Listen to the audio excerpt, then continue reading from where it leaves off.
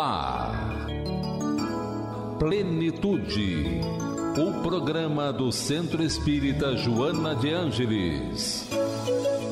Produção Seja Barra. Apresentação Iraci Campos. E hoje estamos aqui com uma amiga muito querida, uma amiga muito especial, para entrarmos em plenitude juntas. Estamos com a convidada Ângela Salles. Ela é professora de língua portuguesa e advogada. Olha só que legal o trabalho dela, porque ela vem se aprofundando cada vez mais no trabalho de mediação de conflitos. Então, hoje, ela vai trazer para nós como é que funciona isso. Porque eu acho que casais não têm muitos conflitos, não. Será que tem? Vamos lá? Tudo bem, Ângela? Seja bem-vinda ao Plenitude. Muito obrigada. Nós estamos agradecidos pela oportunidade. E conflitos é o que mais há na nossa sociedade, né? E não é só a questão de casais, são as relações interpessoais que estão muito conflitadas, né? Com certeza. Nós estamos vivendo um momento que a cultura da paz precisa tomar o seu lugar. Como é que foi essa situação de você ser advogada há um bom tempo, estar fazendo esse trabalho dentro da área de direito e, de repente, aparecer aí de paraquedas na mediação de relações? Porque, na verdade, existe uma lei determinada pelo próprio tribunal, pelo CNJ, Conselho Nacional de Justiça, que regulamenta isso. Porque os tribunais lotados de processos e eles se postergando.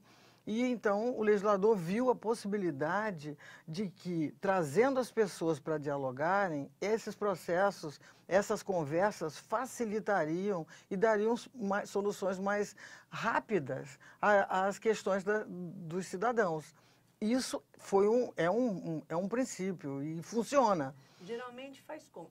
A pessoa entra com um processo, tem um conflito lá entre duas pessoas, enfim, seja esposa e marido, ou seja um vizinho, seja lá quem for, e aí é agendado para ir falar com você. Tem uma sessão com as pessoas que estão lá no plantão, né? Sim. Mas, na verdade, inclusive, processo que esteja tramitando, também pode ser a qualquer tempo retirado e as pessoas, olha, nós queremos parar, os advogados se convenceram de que precisamos dialogar.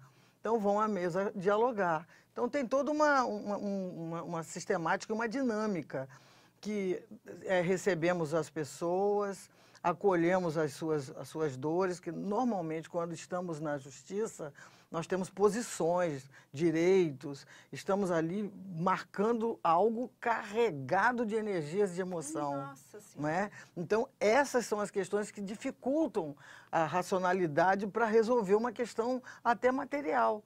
Mas as pessoas levam as suas cargas emocionais para a decisão judicial e atrapalha essa escolha, essa decisão. E tem uma outra questão também, que é da natureza humana, nós marcamos posições. Então, nós não queremos ceder e aí a pessoa chega lá numa posição. Maldito orgulho. Ela chega numa posição, marcando uma posição. Então, as técnicas, que são técnicas de perguntas, primeiro acolhemos, como dissemos. Mas depois tem perguntas, vamos estudando aquele ambiente e nós não damos nenhuma opinião sobre a vida delas e sobre as questões delas. Nós ajudamos as pessoas a se ouvirem. Elas é que vão tomar as decisões. Essa é a parte mais interessante e sábia. As próprias partes é que vão fazer e tomar as suas decisões depois de aclaradas pelas técnicas aplicadas. Nós sabemos que, conforme Nise da Silveira fala, existem 3 verdades entre duas pessoas, né?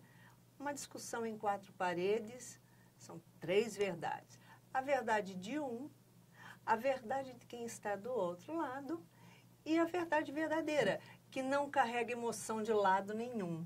Então, ou seja, o que acontece em 4 paredes, jamais alguém vai poder poder contar e falar foi isso ou aquilo, porque cada um fala com o peso da sua emoção ou da sua raiva, seja lá o sentimento que ele carregue. E quando a pessoa traz isso na tua frente, como que é? Chegam já, tipo assim, com as pedras na mão? Olha, normalmente nós não somos psicólogos. Há as técnicas, mas, na verdade, acolher, quando a parte chega e é acolhida, essa parte é muito importante. Tem algo que hoje norteia também a nossa técnica, que se chama comunicação não violenta, que é, inclusive, baseado no livro do Marshall Rosenberg, e é prefaciado por um neto do Gandhi, que fala da cultura da paz. Então, na comunicação não violenta, a primeira coisa que nós fazemos, e temos que fazer e usar da técnica, é acolher alguém, ouvir o que ela diz, e isso se chama escuta ativa, ouvir sem julgar. Então, uma das grandes sacadas dessa técnica é fazer tudo para não julgar aquele que está dizendo a fala daquele cidadão, daquela cidadã, com as suas questões que está trazendo para nós. Então, esse respeito àquele momento dele, então esse acolhimento, essa escuta ativa, ela é fundamental. Porque quando a gente faz julgamento, nós já fazemos já entramos no mérito, e a gente não deve entrar nessa questão. A gente faz o julgamento, já dá o veredito no mesmo instante. Exatamente, né? Exatamente. E isso é um exercício, porque isso não está dissociado de uma maturidade psicológica de quem faz, de quem escuta. Isso não está dissociado da maturidade espiritual de quem escuta. Eu não consigo ver isso dissociado, porque é muito importante. Quem tem esse compromisso, quem está comprometido com a paz, a cultura da paz, vai fazer um trabalho consigo mesmo enorme, porque é um exercício muito grande que fazemos conosco, para que possamos ser úteis. Porque você imagina só, você está ouvindo uma discussão entre duas pessoas. De um lado você ouve até uma coisa coerente, do outro lado você ouve uma coisa assim absurdamente bizarra e você não pode se posicionar. Não pode. Não pode. Então? Perdão, porque primeiro que as decisões finais, tem muitas decisões interessantes, muitos consensos, né? As pessoas chegam ao consenso. Na verdade, a técnica é usada especialmente para as relações continuadas. Mesmo que as pessoas estejam separadas, divorciadas, mas elas têm filhos, essas relações, elas devem e elas são continuadas. Então, minimamente, a cultura de paz deve existir, não é? As pessoas precisam dialogar. O grande objetivo é o diálogo. O grande objetivo é o diálogo. É fantástico. É a base da cultura de paz, né? E é a coisa mais difícil que tem a pessoa quando está munida de raiva, ela acha que está munida da razão e ela ter aquele momento de saber ouvir e não partir para cima, né? Porque quando elas vão relatando os casos, né? Elas vão relatando e elas vão botando aqueles coloridos das suas dores, não é? Então, esse momento, esse respeito pelo outro, ele é fundamental para ser exercido lá. Mas tem também os advogados que acompanham as partes, né? Eles também são acolhidos. A técnica exige que essas partes estejam acompanhadas dos seus procuradores, dos seus advogados, né? Então, eles também são acolhidos para darem opiniões na hora que for tratar exatamente do direito, né? Mas das relações, nós então trabalhamos para que as relações, minimamente, as pessoas possam dialogar. E a pessoa vai acompanhada do seu próprio advogado. Isso. E chega lá e encontra com você ou mais uma pessoa? Sempre são pares. Sempre. É sempre em dupla. A técnica exige que seja em dupla. Porque nós vamos se a gente esquece algo da técnica, o outro ressalva, porque ninguém é perfeito mesmo, né? Claro que não. E isso envolve, né? E quando lidamos com seres humanos, nós que somos seres humanos, então nós temos as nossas, né? A gente vai trabalhando isso, vai se aperfeiçoando e a gente precisa sempre do outro, né? Não é fácil, né? Não é Precisamos fácil. sempre do outro. Tem aqui, hoje, várias de família que estão trabalhando maravilhosamente nesse sentido, né? A Defensoria Pública trabalha muito bem com isso, principalmente nas questões de direito de família, né? Das relações familiares. Eles têm pessoas que usam as técnicas, outras técnicas para ajudar, auxiliar na verdade, na conquista desse diálogo, né? Então, tem muita gente que está tendo êxito, muito êxito com esse trabalho. A maioria dos casos que se apresentam ali são relações de famílias, ou, assim, famílias que eu digo assim, vamos lá, primeiro, casal ou familiares que entram em questões, assim, mais Vamos pensar materialistas, sim. Ou outros tipos de conflitos, que nem de condomínio. De vizinhança. E são muitos. As relações de vizinhança, elas são continuadas, né? Elas são continuadas. E às vezes por uma questão... Outro dia eu fiz um estudo numa casa espírita e eu falei de um exemplo de um senhor que entrou na justiça contra o vizinho sem ter falado com ele. O ar condicionado pingava por sobre o dele e ele ficou muito incomodado e entrou na justiça. E aí teve uma outra questão, que era o cão do vizinho que ladrava muito e etc. E aí a pessoa entrou. E aí uma senhora que estava na plateia, ela disse assim, eu estou aqui pensando, eu vou desistir da ação que eu dei início lá contra o meu vizinho, porque realmente eu pulei uma parte que era tentar dialogar com ele. Então, a principal, né? Pois é. Então, como que nós, no nosso trabalho, inclusive na Casa Espírita, nós somos responsáveis por levar informação sobre saúde, sobre a saúde emocional, sobre direitos das pessoas. Nós, espíritas, não somos alienados. Né? Nós estamos na sociedade e nós temos compromissos com ela. Então, o ser humano, o cidadão, o espírita, ele não está dissociado. Nós vivemos isso, né? Nós não somos nenhum arcanjo e nem fomos levar a achar que... demônio. Isso! Nós também não estamos assim naquela pose de santarrão, né? Mas temos comprometimento com o amor. Tá. Quem está comprometido com o amor, o trabalho ele vai mudando de cara porque a gente vai buscando onde podemos fazer esse amor brotar, não é? Agora, aconteceu já alguma situação onde vocês estavam mediando algum conflito e houve alguma agressão?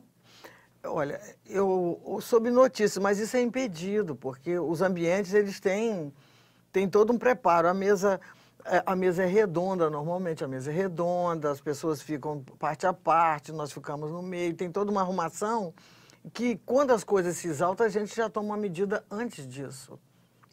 A medida é antes. E tem toda uma coisa, né? Que as pessoas chegam num ambiente diferente, elas também têm um pouco de se resguardar. Reserva, né? E quem está nesse estágio não vai dialogar. Realmente, né? A pessoa que vai explodindo em cima da outra, mais difícil. Já teve alguma situação onde, por exemplo, teve algum casal que estavam em separação, separado, discutindo, degladiando, se arrebentando, e de repente, tipo assim... Ficamos tudo bem, maravilhoso? Aconteceu, não foi conosco, mas colegas contaram a experiência que eles desfizeram o processo de divórcio e retornaram.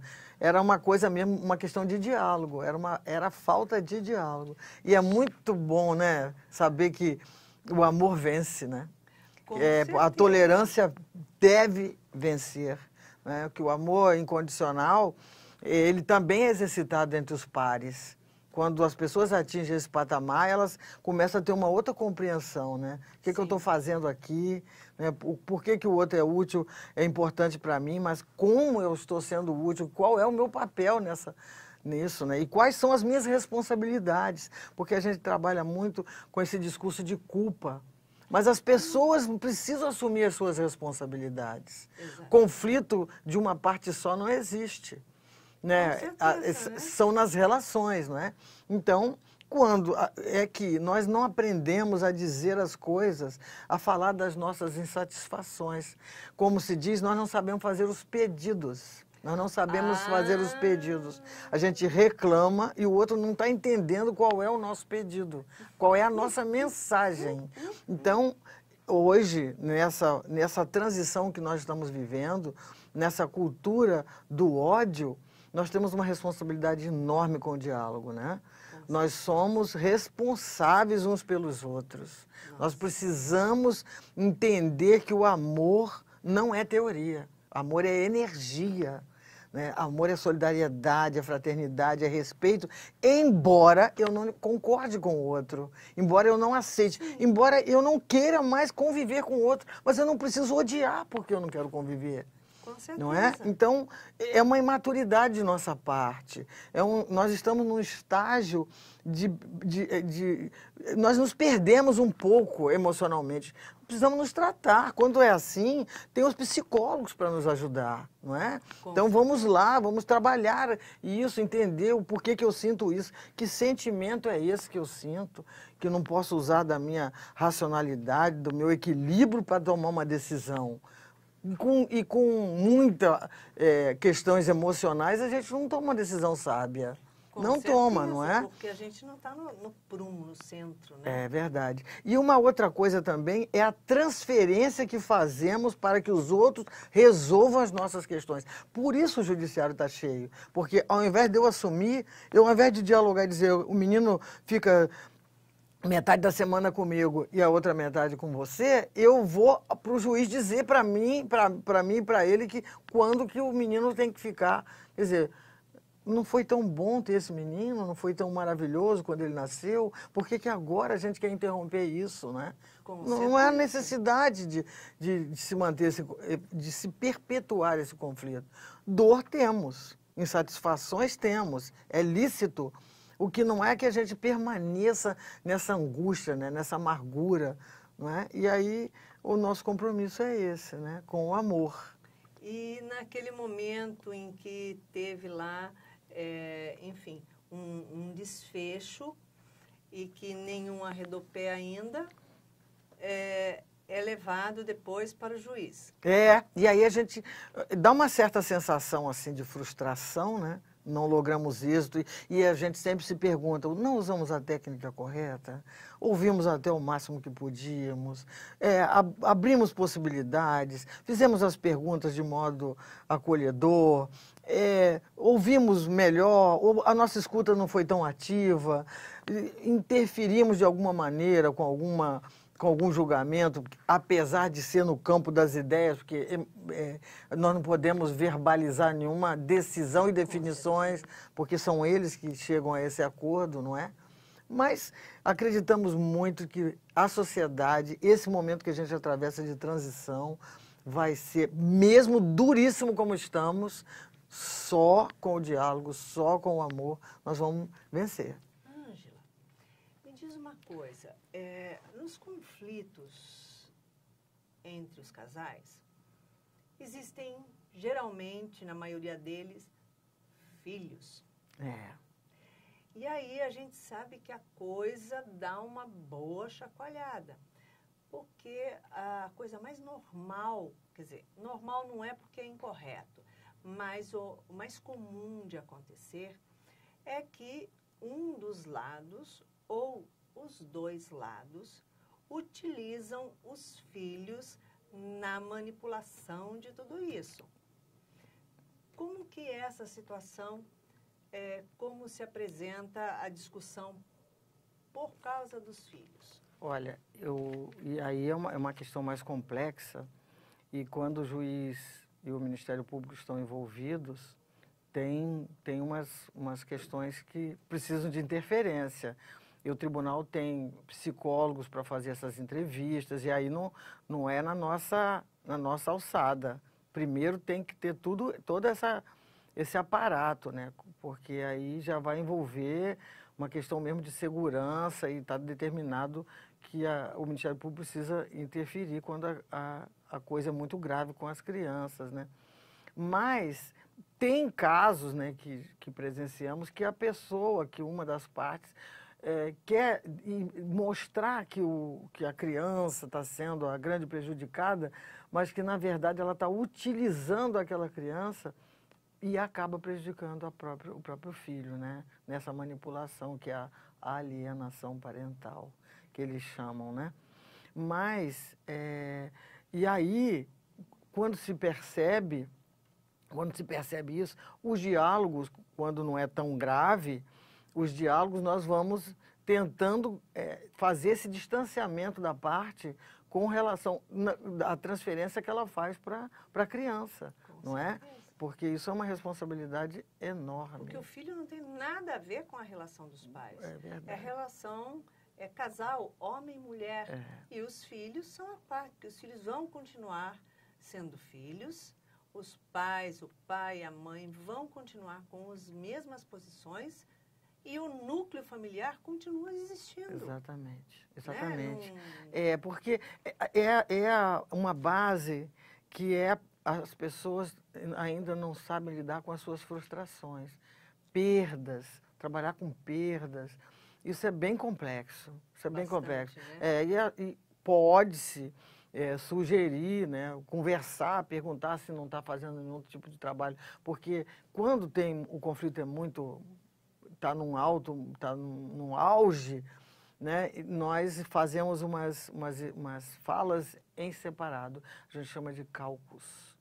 Cada parte fala da sua história em separado.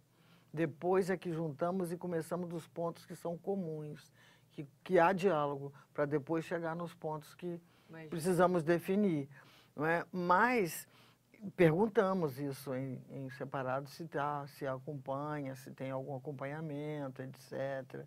Não é? Porque a questão é complexa, é muito complexa. Com certeza. E as crianças chegam a ser ouvidas? Assim, só no caso, a criança não vai. Na definição, se for para definir uma guarda, for para definir um valor, uma correção lá né, do alimentos, como se diz, e aí a criança não deve ir, a criança não vai. Mas no tribunal, quando a coisa a criança é ouvida sim. Porque os psicólogos têm uma equipe lá para ouvir a criança, para ver qual é a do diálogo, qual é a da conversa, qual é a tática, e o que eles estão trazendo efetivamente, né? E dentro disso vai se detectando se tem a manipulação de um ou de outro, ou dos dois. E aí essa área específica já não fica conosco nesse campo, só nas varas de família especificamente. E essa ainda não tive o prazer de ir. Deve ser mais difícil. Mas é mais também acolhedor, porque ela tem todos os profissionais que podem embasar tudo isso também. Tem um juiz, eu acho que é médico, ele se chama André Trednik. Ele trabalha muito bem com essas questões, ele é um especialista na vara de família. E lá, parece-me que 80% dos conflitos são resolvidos sem virar processo. Olha só. As pessoas dão entrada e aí resolvem dialogando, constelação familiar. Eles trabalham muito bem. E onde é essa vara? Qual vara? Eu não sei exatamente qual é não me lembro agora, mas eu acho que é na área do Grande Meia, se eu não me engano. Entende? Mas o nome dele é bem conhecido no meio. Ele foi meu professor. Ele é muito competente. Ele é muito competente. Que bacana, ouvir isso. Mas veja bem, as pessoas, elas resolvem questões. Tem questões, por exemplo, de filhos com pais idosos. Entende? Conflitos incríveis de filhos com pais. Filhos adultos, né? Então, já se viu lá questões assim bem complexas. E algumas logramos êxito, outras nem tanto, entende? Então, a sociedade, ela está bem complicada, né? E aí são relações que estão adoecidas, né? E aí já não é muito o nosso campo, porque a psicologia tem que entrar aí para socorrer esse tipo de querela, de dificuldade das pessoas, né? Certamente. Porque sempre a gente pensa que um profissional da área pode fazer com que as pessoas se conheçam melhor. Quando a gente se conhece, nós temos uma maturidade para tomar as decisões, fazermos as nossas escolhas e não vou precisar levar que a água que pinga do meu elevador, do meu ar-condicionado, vire uma questão, barulho em cima do vire seu. uma questão de polícia, de justiça, etc., como as pessoas fazem, não é? Porque Sim. falta autonomia para tomar essas decisões com maturidade, sem se exacerbar, né? Sem se irar. Né? Então, parte difícil, né? então qual é a responsabilidade de todos nós, né? Como estamos? A gente acorda de manhã e pergunta, como estou, né? Quantos diálogos fiz hoje? Quantas concórdias trabalhei para elas, né? E quantas discórdias proporcionei? Com certeza. Não é? Então, nosso compromisso é muito grande. E nós que compreendemos que nós estamos aqui numa querida casa espírita, nós sabemos que nós estamos o tempo todo sendo espelho, não é? O tempo todo para os nossos filhos, para os nossos pais, para os nossos colegas, né? Para os companheiros de doutrina, para os trabalhadores, nós entre nós, porque há conflito de tudo que é jeito. Porque há coisas que estão imanentes. A nossa inveja, o nosso orgulho, os nossos medos, tudo isso são grandes patrocinadores de conflitos. Nossa Senhora. Quando não sabemos lidar com isso, não sabemos lidar com essas pulsões todas internas, nós vamos depositar em alguém. Não é? Sempre tem um culpado para gente. Sempre, sempre. Então, quando a ideia de que o inferno são os outros está bem praticada, né? Então, vou chamar o seu juiz, né, para resolver a questão, porque eu não dou conta, não tenho autonomia para resolver uma diferença de pensamento, um acidente, um incidente que aconteceu, né? Então, como nós precisamos aprender, como precisamos nos conhecer. O autoconhecimento ele é fundamental. A pessoa que trabalha fazendo esse tipo de exercício, porque existe, a Argentina hoje pratica grandemente mediação escolar. Olha. Crianças de 8, 10 anos medeiam os seus pares. Elas são treinadas. Olha E elas isso. trabalham com... E é algo lindíssimo. Isso é uma evolução enorme. Então, Nem fale. criança, imagina uma criança... Botando os pais na linha. Isso, mediando um conflito de um aluno com um professor. Ele fica entre os dois. Ele pode mediar os pares, mas pode, dependendo do conflito, a criança, lá seus 11, 12 anos, entrar, usar a técnica e pacificar isso, né? Então, a Argentina pratica isso muito bem. Barcelona, eles têm na sociedade pessoas que são empregados do município e elas lidam, por exemplo, o condomínio C e o condomínio D, jovens estão em conflitos. Tem um mediador da prefeitura que ele bota esse pessoal, então é um mediador social. Então, eles trabalham para ir à justiça, porque a justiça é muito cara, então, para ir à justiça, tudo primeiro passa por essas possibilidades de diálogo, por esses exercícios. Então, é exercício de paz social, né? Exercício de paz social. Então, estamos trabalhando, né, estão trabalhando dessa maneira. Então, eu tenho uma grande professora, chama-se Naura Americano, é a minha mestra, é uma pessoa muito capacitada, e ela conta que da emoção dela de assistir os meninos lá em Buenos Aires fazendo os seus diálogos, restabelecendo diálogos. Olha, então, as pessoas são treinadas, as crianças, os jovens, os professores, e eles, então, resolvem as suas questões. Isso dá maturidade, né? Imagina, possibilita principalmente a ideia da tal da escuta ativa, voltando a ela. Ensina a assumir a responsabilidade nessas, né? Ah, sim, porque então tá. E aí não se trabalha com a história da culpa, se trabalha com a responsabilidade. Então, qual foi a minha parte nessa? Então, eu vou rever isso, porque o outro está me dizendo, olha, eu fiz tal coisa, mas a nossa qual foi a nossa contribuição para gerar esse conflito, não é? Porque as pessoas... E aí tem uma coisa dessa consciência, né? Quem começou, né? Foi quem que começou? Quando a gente fazia com os filhos, que a gente fazia com os filhos, né? Quem foi que começou? Quem foi que começou a briga? Então a gente já punha de castigo quem começou, não é? E aí vamos ver que o outro começou, mas quem estava provocando... estava certo. Não é? Então, parte a parte, também cada um assumiu o seu pedaço, o seu quinhão de responsabilidade, né? Não é fácil.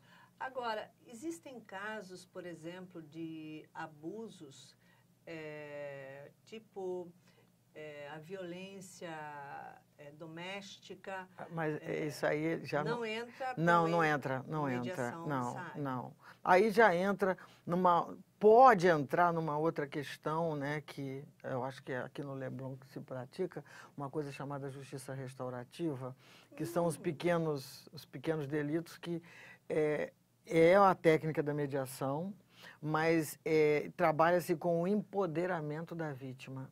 Eu acredito muito nisso. Tem um juiz em Caxias do Sul que pratica isso. E pratica, inclusive, nos presídios. E isso, para nós hoje, que a cultura é da punição, o discurso do matar, eliminar o outro que está cometendo o ato delituoso. Então, isso vai exatamente de encontro a isso, porque o que se quer é que a vítima seja empoderada e que o autor se responsabilize pelos seus atos. Então, tem uma história de uma menina que, na praia do Leblon, tomou a bolsa de uma senhora e essa senhora entrou em pânico. Ela ficou depressiva, entrou em crise de pânico e a menina, então... que foi presa e etc. e tal, quer dizer, a menina não foi presa, mas ela foi cumprir medida socioeducativa, porque menor cumpre medida socioeducativa. E aí levaram essa possibilidade, consultaram a vítima se ela gostaria de estabelecer algum tipo de diálogo com a autora. Ela ficou com muito medo, aí puseram um vidro e tal, e a menina então começou a relatar. Ela disse, olha, eu devia para uma pessoa... E ela dizia, então você se vira, vai fazer qualquer coisa, mas você tem que me pagar. Então, ela pôs uma faca na bolsa e foi. Meu Deus. E aí, premiou essa senhora. E ela disse que, a menina contando, eu rezei para tudo que era sagrado para ela me entregar logo, para eu não precisar mostrar nada, para eu não agredir.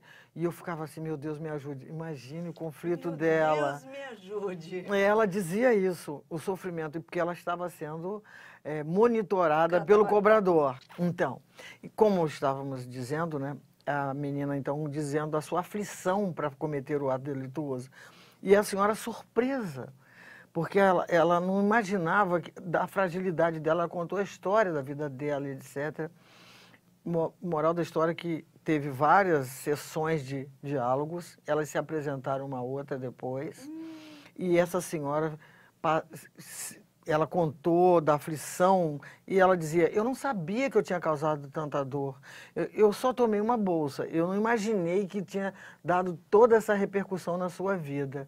Eu sei que eu errei, mas eu não sabia que tinha causado tanta dor. E aí, tem toda uma técnica para isso, e ela passou a se responsabilizar pela promoção dessa menina. E essa menina, essa é a questão da restauração.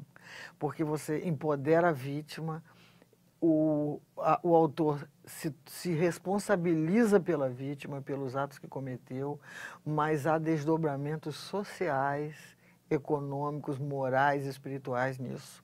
Porque quando a vítima resolve acolher e proteger e promover e botar essa menina numa escola, esse é o grande sonho, o nosso grande ideal.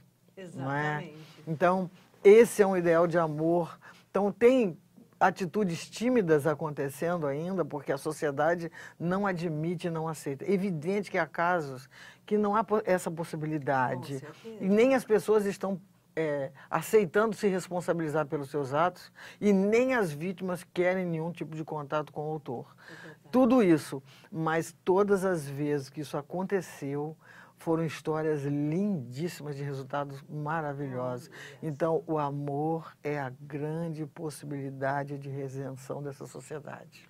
É a alavanca propulsora da transformação. É uma energia de revigorar, de restaurar, é uma energia de recuperar, de apaziguar, de refrigerar as almas e os corações aflitos. Nossa Senhora, isso é a lei de amor, assim, consistente na nossa vida. Exatamente. Né? Porque é a prática. Porque são exercícios. Nós, na nossa vida, nos desapontamentos que a vida nos dá, nas provas que nós enfrentamos, o amor é que nos faz ficar de pé. Com certeza. Então, esses testemunhos eu sempre gosto de usar, porque eles nos fortalecem, estimulam muita gente a compreender e perguntar o que levou alguém a cometer determinado ato. Porque tem alguma coisa Tem por trás alguma disso. razão lá. Não é desculpismo. Não, Mas é uma não. compreensão desse todo. É diferente. Não é tirar a responsabilidade de quem cometeu um ato delituoso. Não é. Mas é entender esse contexto e trazer essa pessoa para se responsabilizar de modo claro, sem sentimento de vingança, outra vez ressaltando a ideia e o sentimento da cultura de paz. Muito fantástico. Isso é algo que emociona a gente, porque se nós pararmos para observar esse trabalho do judiciário, é simplesmente dar um veredito, ou para lá ou para cá. Morreu o assunto. E nessa história, dessa forma, não está buscando dar veredito nenhum para lá ou para cá, está buscando fazer exatamente o que diz o Evangelho. Reparar o que você causou ao próximo. Exatamente. E outra coisa, porque transferir para um terceiro que não te conhece para tomar uma decisão no que está escrito é diferente de que as pessoas dialoguem, olhem nos olhos, né? Façam concessões entre si sem que ninguém influa nisso. Porque na restaurativa nós chamamos algumas responsabilidades. Mas, porque eu também fiz esse curso, mas, na verdade, na mediação, o juiz não vai decidir. Quem é o juiz de si próprio são as partes, não é o mediador. As pessoas vão acordar, elas vão acordar em todos os sentidos, vão fazer acordo, mas vão despertar para a possibilidade de dialogar. Exatamente. Elas vão traçar suas próprias regras, as suas próprias leis, né, e as suas direções dali para frente. É isso aí. Que bom, que delícia a gente compreender que existe esperança, mudança, que existe transformação e que existe sempre uma solução. Uma solução que pode lhe trazer a paz, que pode lhe trazer um amigo, que pode lhe trazer um apoio em momentos tão difíceis na tua vida, onde você olhava para alguém e considerava um grande inimigo. E, de repente, aquele grande inimigo passa a ser o seu apoio, a sua alavanca de transformação também, porque nós temos nossas dificuldades, nós temos ainda um coração bem endurecido. Então, nesse momento, é o momento que quebra isso. E a gente pode não só encontrar um grande amigo, mas descobrir que temos um grande irmão ao nosso lado. O irmão não precisa ser consanguíneo. O irmão é irmão de alma, de coração, de compreensão, de respeito. E é aí que está a beleza. Desse lado do judiciário, desse lado do direito, desse lado de acertar as partes para que não haja divisões nem agressões, mas haja, sim, soma de valores, valores íntimos, que dinheiro nenhum paga. Isso que é importante. Fico muito feliz de a gente estar num bate-papo desse. Ângela, deixa a sua mensagem de carinho para os nossos ouvintes. Eu quero agradecer a oportunidade e quero dizer que, pelas nossas nosso singelo conhecimento, na verdade, nós temos assim um desejo de que isso é a grande saída. Dialogar é a grande saída para a sua família, para o seu trabalho, para os seus irmãos, para você no ônibus, no trem, você na rua. Nós precisamos aprender a dialogar. Nós precisamos pacificar essa sociedade e cada um de nós deve ser esse mensageiro. Há dias que a gente está mais exaltado, mais indignado, é lícito, mas isso não pode ser um estado permanente de nossa alma. Eu desejo paz a todos. Muito obrigada, obrigada por estar no nosso programa e com certeza estará outras vezes juntos conosco. Então, para que você tenha uma semana de paz, uma semana reluzente no amor, nós deixamos aqui. Plenitude. Produção Seja Barra. Plenitude.